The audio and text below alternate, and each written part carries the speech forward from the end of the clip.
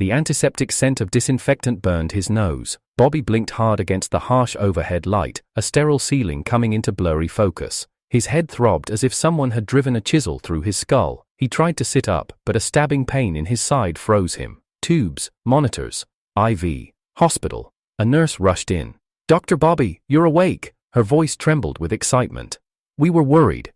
You've been unconscious for days." He looked around, struggling to process anything. What happened? "You were in a car accident 3 days ago. They brought you in just in time." Bobby frowned. His memories felt like puzzle pieces dumped onto the floor. Some pieces were sharp and clear, like leading the cardiothoracic team at Geneva Medical, getting his final acceptance from the Swiss Fellowship, the smell of surgical gloves, the adrenaline of emergency bypass procedures. But beyond that, nothing. He blinked again. "Where am I?" "Trinity Memorial, local hospital." "Local?" Before he could ask anything more, the nurse added, "I'll inform your wife. She's been waiting outside since the accident." What? But she was already gone.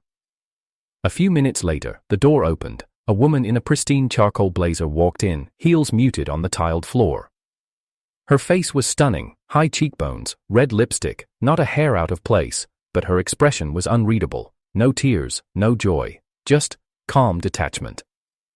She stood by his bedside. "You're awake." He stared at her. Her features tugged at something distant, but no memory rose. "Do I know you?" She blinked. Her lips parted slightly, but her voice remained composed. "Bobby, it's me, Martha." He waited. Silence stretched. She added, "Your wife." The words hit like a blunt force trauma. "My what?" She didn't flinch. "We've been married 3 years." He tried to laugh, but his throat was dry. "That's not possible." "It is." Her voice was so calm it was chilling. "You can check the records. I'll have our lawyer bring the certificate." No, I was supposed to fly to Zurich, my fellowship, cardiac robotics." "You gave that up," she replied smoothly. Bobby's breath caught in his throat. "Why the hell would I give that up?" "For me?" Her tone softened barely. "You said long distance wouldn't work. You stayed. You chose a simpler life here." He stared at her like she was a stranger who had stolen his reflection. "I was the youngest associate chief in my field. I had 5 recommendation letters from Nobel winners. You're saying I dropped all of that, for a marriage I don't even remember?" "Yes." Her eyes didn't waver, but they looked tired, as if this wasn't the first time she'd defended herself. He shook his head. "I don't know who you are." "You're suffering from retrograde amnesia," she said clinically, as if reading off a chart. "The doctors say your memory stops about 3 years ago. Everything from then till now is missing." Martha glanced at her watch. "I have a board meeting in an hour. I'll come by this evening." She turned to leave. He called after her. "Wait, what do I do now?" "You rest. The hospital says you can be discharged tomorrow." "No," he snapped. "I mean, what do I do with you?" She paused at the door. "That's up to you," she said, without turning back. The door closed. Bobby leaned back into the pillows, heart racing. Married, to a woman who looked like she practiced emotions the way others practiced speeches. His mind screamed for logic, for order, for surgical clarity, but all he had were missing years and a ring on his finger. The taxi pulled up to a modern high-rise in the heart of the city, its glass facade gleaming under the afternoon sun. Bobby stepped out, wearing a loose hospital hoodie and a fresh bandage under his shirt. The air smelled sterile, just like the private hospital suite he'd left that morning. Martha stood waiting by the building's entrance, black slacks, beige silk blouse tucked in perfectly, her phone in one hand and a closed expression in the other. She barely glanced at him before swiping the security card and holding the door open. "This is home?" he asked, as they entered the elevator. "Yes." Her tone was flat, as usual. "Top floor." The elevator chimed and opened into a private apartment. He stepped out and stopped cold. Black, white, steel. The entire place looked like a magazine showroom, spotless, minimal, and soulless. No family photos, no warm lighting. No color except the cold shimmer of marble countertops and gray leather furniture. The scent of citrus cleaner clung to the air like armor. This looks more like a hotel lobby than a home, he muttered. Martha ignored the comment. Your room is down the hall, second door on the right. He dropped his hospital bag onto the couch. Our room, you mean? She paused. You insisted on sleeping separately a year ago. You said it helped you focus. Right, because I must have loved sleeping in a vacuum. He ran his hand along the countertop. Did I even pick any of this furniture? You approved the designs, she said.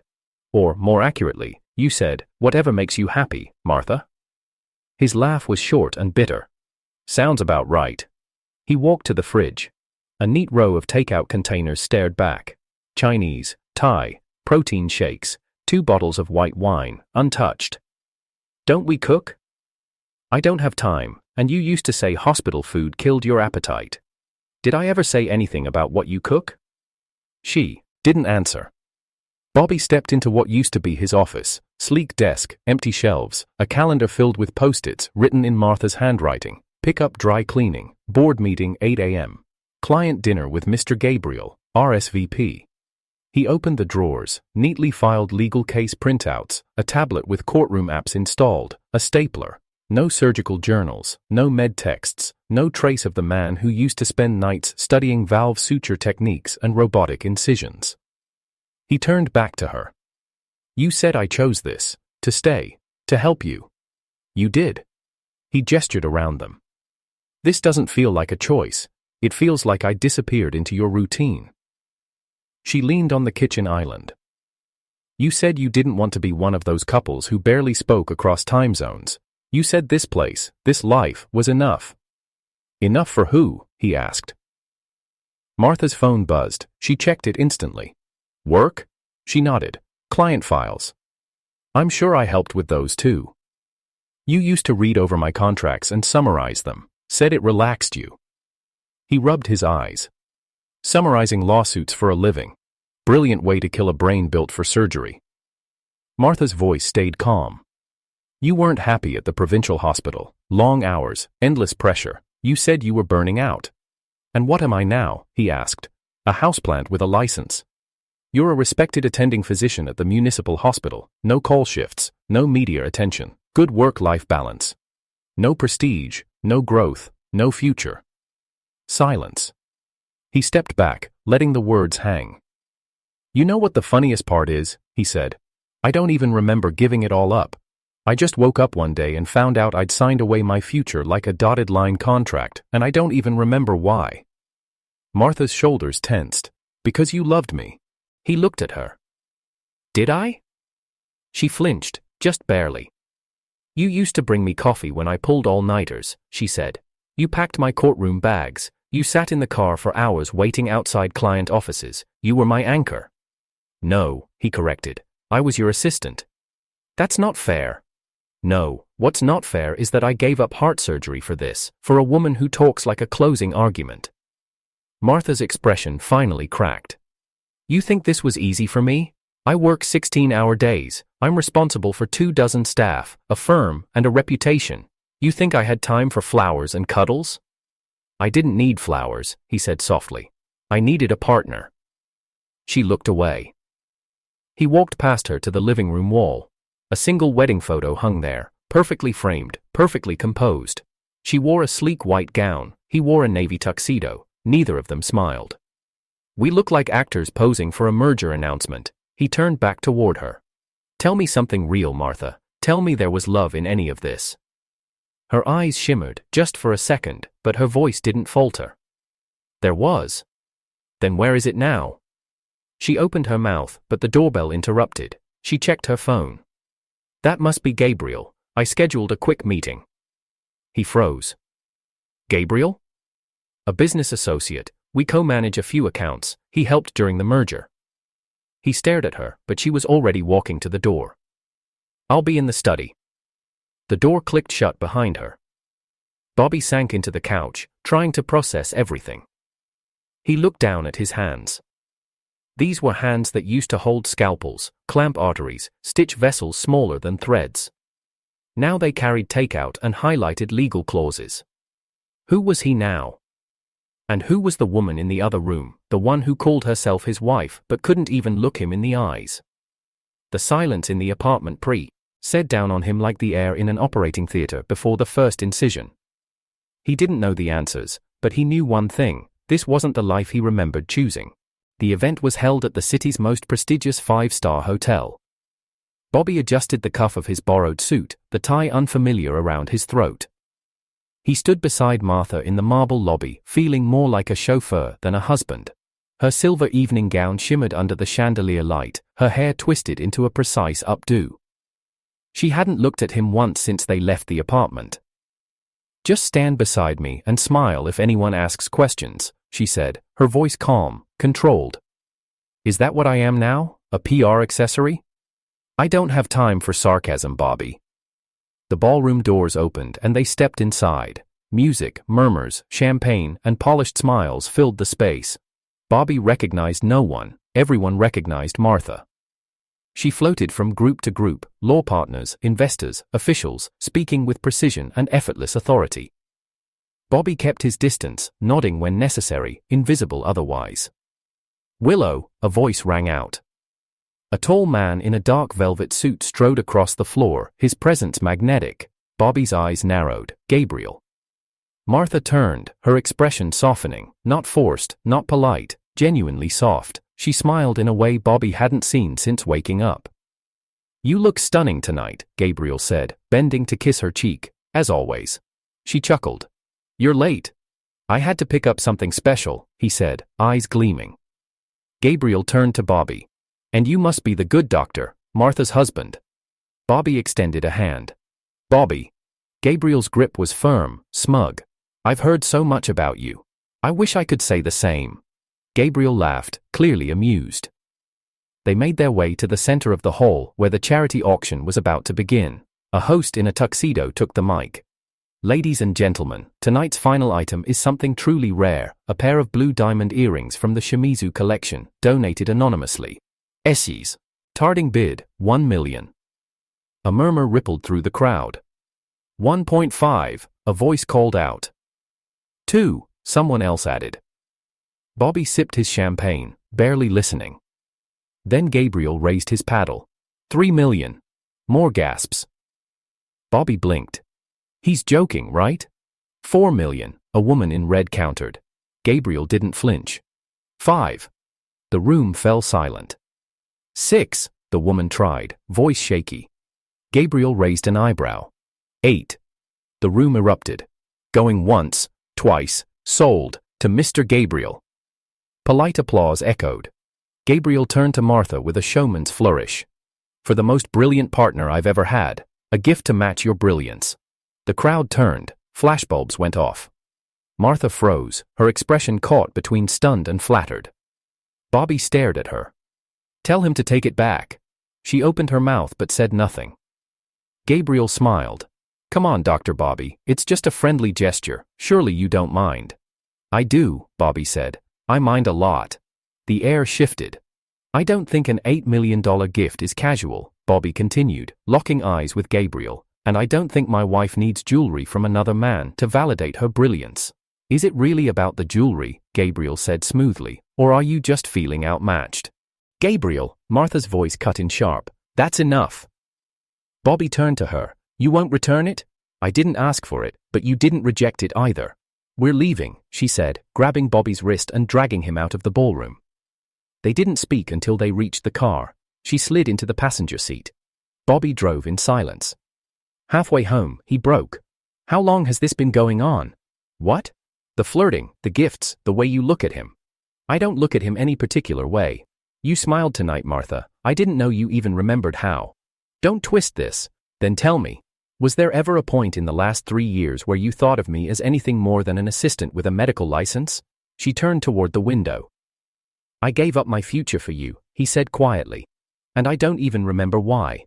I must have loved you, Martha, deeply, desperately, because that's the only way I'd throw away everything for a life like this." She closed her eyes. "I go to work and doctors pity me. I walk beside you and investors talk around me. I come home and I sleep in a guest room." His voice cracked. "So tell me, was there ever any love in this marriage?" "Yes," she said finally, her voice low. "Yes, Bobby, there was." He pulled over abruptly, putting the car in park. She stared straight ahead. You asked me why you gave it all up.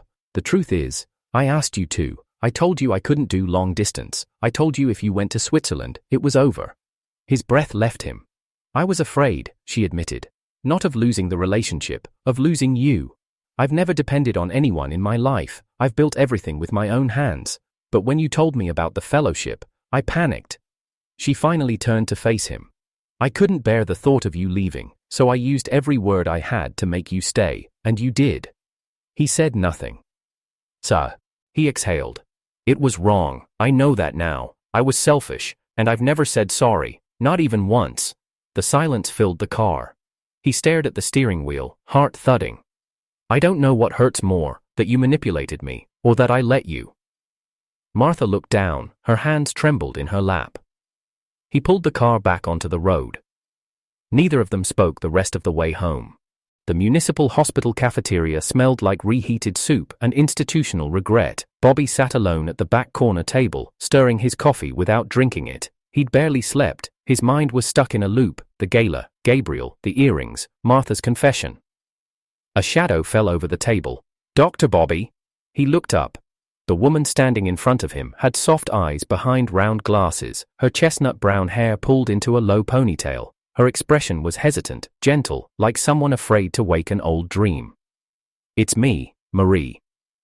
The name clicked before the face did. Images flared, glimpses of an operating room, the steady rhythm of instruments being handed, the calm confidence of a partner who anticipated every move. Marie, he said slowly. From the provincial hospital, she nodded, offering a cautious smile. I was your surgical assistant for nearly 4 years.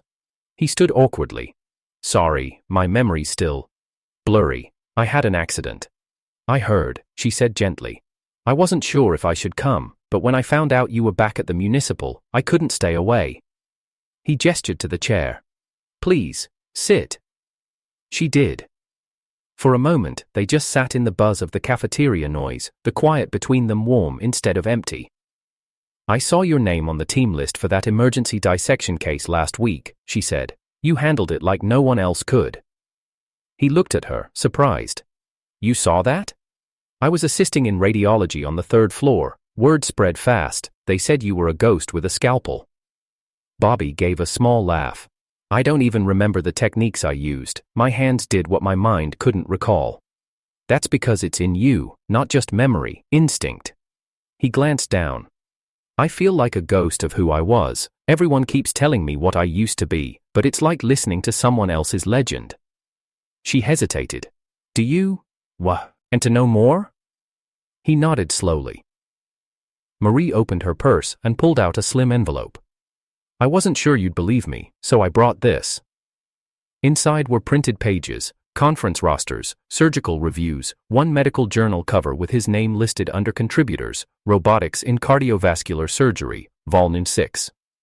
You were supposed to co-author this textbook, she said softly. It was your project, your vision. You had 2 chapters already outlined. He stared at the page. Why didn't it happen? You dropped out, she said. After you married Martha. His breath caught. I remember when you told the team, Marie went on. You said you wanted to build a quieter life, that you'd found something more important than surgery. He looked up at her, and there was no accusation in her gaze, only sadness. You were brilliant, Bobby, not just good, brilliant. People came from other hospitals to observe your surgeries. You were being tracked for a national surgical award. You had offers to teach, but then one day, you just faded out of the spotlight. He rubbed his temple, the same ache returning. Everyone tells me I chose this life, that I was tired, burned out. You weren't, she said. You were happy, exhausted, yes, but alive. He closed the envelope slowly. I remember the night you assisted me on that triple bypass, he said. The one that lasted 10 hours. I don't remember every detail, but I remember your voice, steady, reassuring. She smiled faintly. You said I had the quietest hands you'd ever seen. You did. He paused. You still do. Marie looked away, then back at him. I'm not here to confuse you, or interfere. I wanted you to remember who you were. I'm starting to. They sat in silence again. Finally, he asked, why now? Because I've watched you disappear for 3 years. she said quietly. From afar. I watched you shrink your world to fit into someone else's.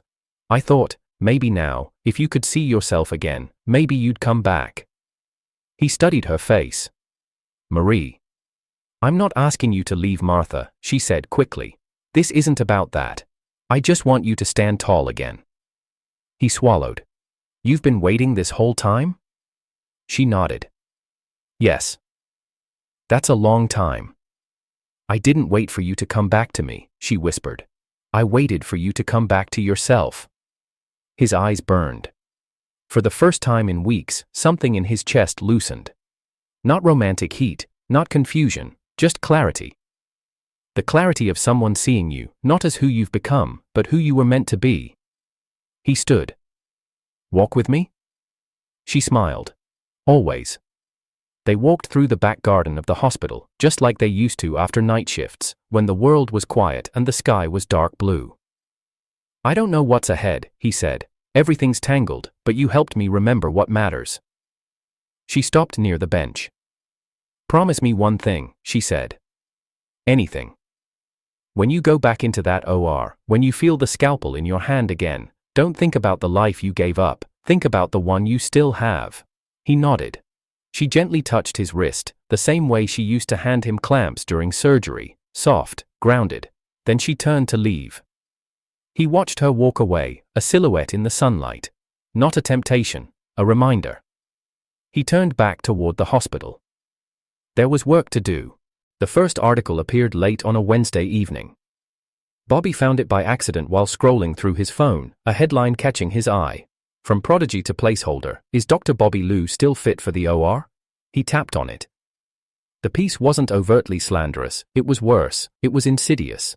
Written in the tone of faux concern, it questioned how a once promising cardiac surgeon had mysteriously vanished from the medical scene only to quietly reappear at a minor municipal hospital. It cited unnamed colleagues who worried about his competence after years of inactivity. It raised doubts about whether his recent emergency operation had been reckless and suggested he only kept his license through well-placed connections. By morning, there were 3 more articles. By noon, reporters stood outside the hospital entrance with cameras, hoping to catch Bobby on break. Dr. Bobby, do you deny the allegations of surgical negligence? Is it true your marriage to Martha Liu helped cover up malpractice? Did you leave the provincial hospital due to a scandal? He said nothing, just pushed past the crowd and entered the building. Inside, nurses looked up from stations, staff averted their gaze. A junior surgeon whispered as he passed, didn't think they'd go this far. Lillian caught up with him by the elevators. This is ridiculous, you shouldn't have to walk through this. They'll forget about it next week, he muttered. No, they won't, she said, not if someone keeps feeding them stories. He already knew who. That afternoon, his HR manager called him in. The hospital was launching a quiet internal review, just a formality, they assured, but the press pressure was getting to the board. By evening, Martha stormed into his office. Why didn't you tell me? She snapped, dropping a printout of the latest article on his desk. You were in meetings, I didn't want to pause. Oh, interrupt. Her eyes burned. This isn't just about you, Bobby.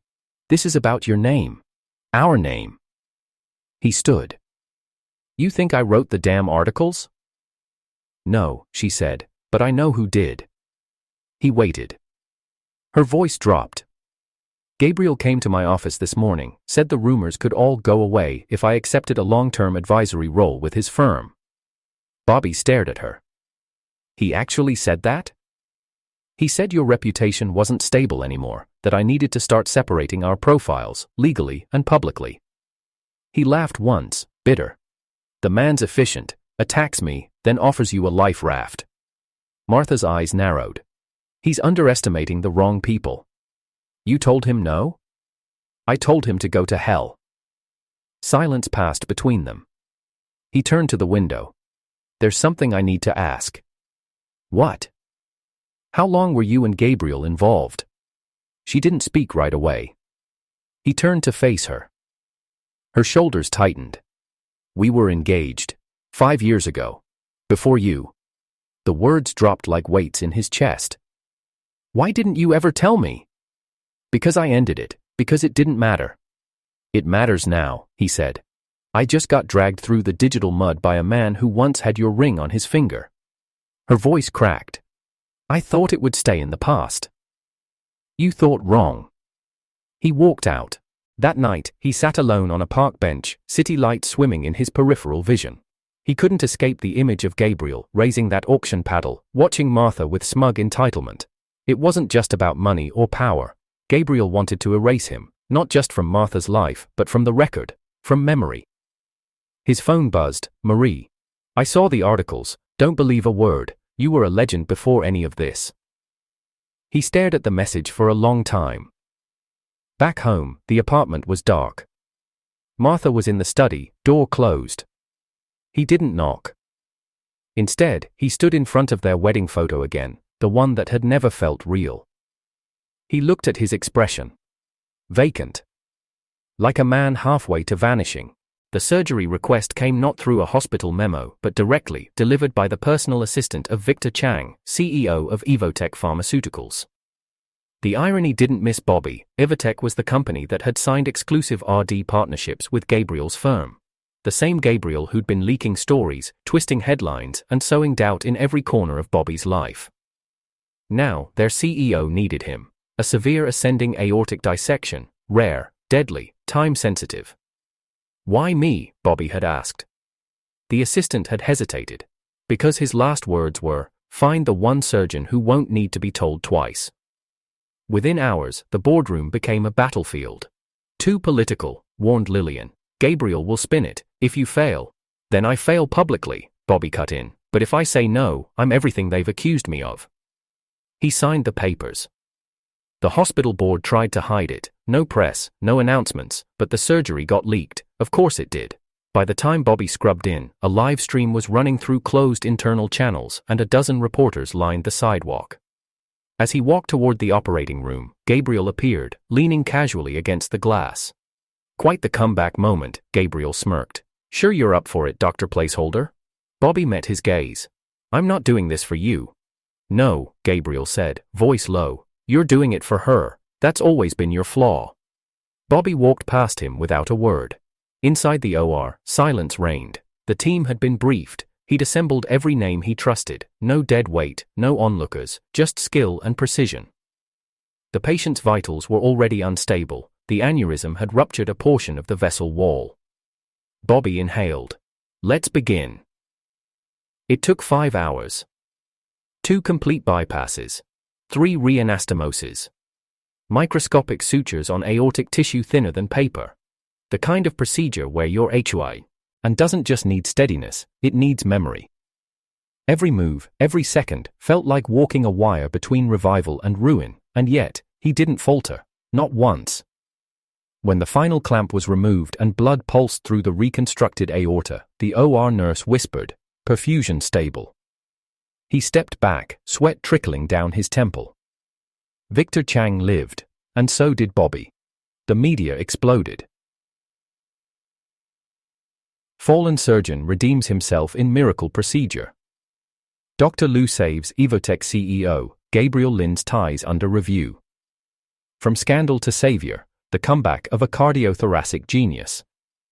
By morning, the hospital reinstated him, no review required. By noon, Evotec's board voted to suspend Gabriel's firm pending ethics investigations. By evening, Bobby stood in his apartment's doorway, shoulders tense. The lights were off, but the screen across the room glowed with paused footage, frame frozen mid-surgery, his eyes behind the surgical visor.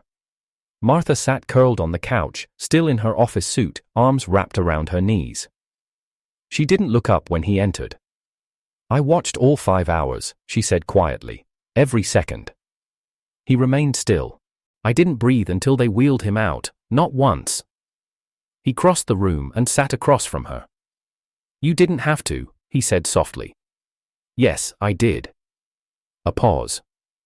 I always thought, she began, voice barely above a whisper, that love meant proving myself, controlling every outcome, never letting anything fall out of place, especially you. Bobby's voice cracked gently. And I always thought love meant sacrificing for someone, even if it erased who I was. She turned to him then, tears silently falling. I didn't know what I was asking you to give up, Until I saw who you were in that OR. He looked at her. Really looked. Not through resentment, not through the fog of memory loss, but as a man rebuilding himself from rubble. You never saw who I was before, he said. You only saw the parts that fit your plan. I see you now, she whispered. He hesitated. I want to believe that, he said, but I don't know if I can yet. More silence. Then she reached forward, slowly, hesitant like someone touching something fragile.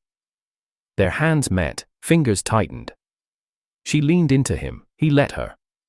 Not because everything was healed, not because the past was erased, but because something inside both of them had shifted. Not perfect, but real. The resignation letter was short, less than a paragraph.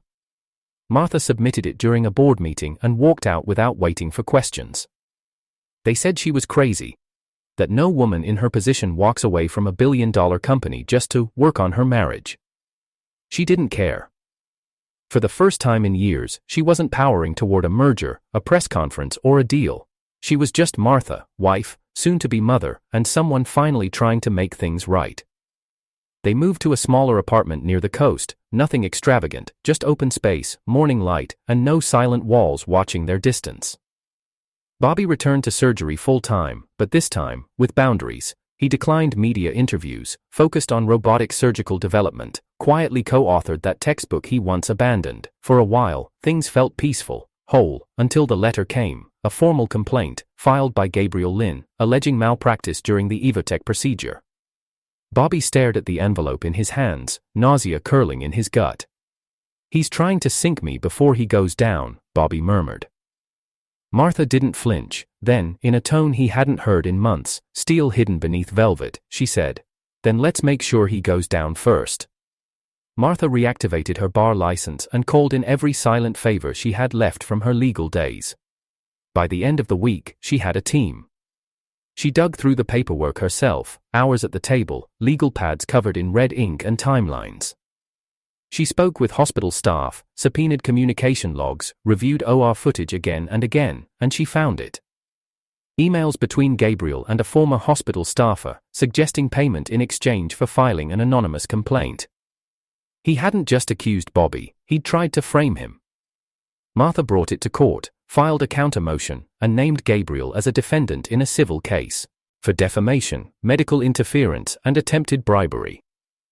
When the hearings began, the courtroom wasn't silent, it was electric. Reporters lined the halls, whispers flew like wildfire. Gabriel, once polished and arrogant, now looked haggard, his smile forced, his suit wrinkled, his eyes flicked nervously every time Bobby entered the courtroom. Bobby never looked at him, he only looked at the judge, but it wasn't Martha's closing argument that sealed the case. It was Marie. She took the stand, calm and composed in a simple blouse and slacks. Her voice never wavered. "I was approached by one of Gabriel Lynn's team members," she testified. "He offered me money to sign a statement questioning Dr. Liu's capability. I refused." "And why did you refuse?" Marie looked at Bobby, then at the jury. "Because I worked under Dr. Liu for 5 years. I saw lives saved by his hands. I waited in silence for 3 years after he left, hoping he'd return to the OR. If there's one thing I know, it's that you do not question his skill, not unless you're afraid of it." Gabriel's attorney objected. But it was too late. The courtroom believed her. The court ruled in Bobby's favor. Gabriel's medical partnerships dissolved overnight. He was indicted for attempted fraud and obstruction of justice. His empire, gone. No one threw a party, no confetti fell from ceilings, just a quiet silence when justice lands, too heavy for applause. A year passed. Bobby stood in front of a crowd, spotlights warm against his skin, as his name was announced for the National Award in Robotic Surgical Innovation. He stepped up to the podium in a navy suit, tie tucked neat, posture straight. His colleagues stood, doctors, administrators, students. They applauded a man who once gave everything up, and earned it all back. But Bobby didn't look at them. He looked toward the third row, where Martha sat, her arm wrapped around a tiny bundle, their baby girl. Martha's eyes shimmered with pride, tears held back only by the quiet strength she'd learned to wear. The baby cooed softly in her lap, unaware of the storm her parents had survived. Bobby smiled, gently. He didn't say much at the mic. Just one thing. I once gave up everything for you, but today I'm living for myself, with you beside me. That's love. Martha mouthed something back. Always beside you. And this time, it was true.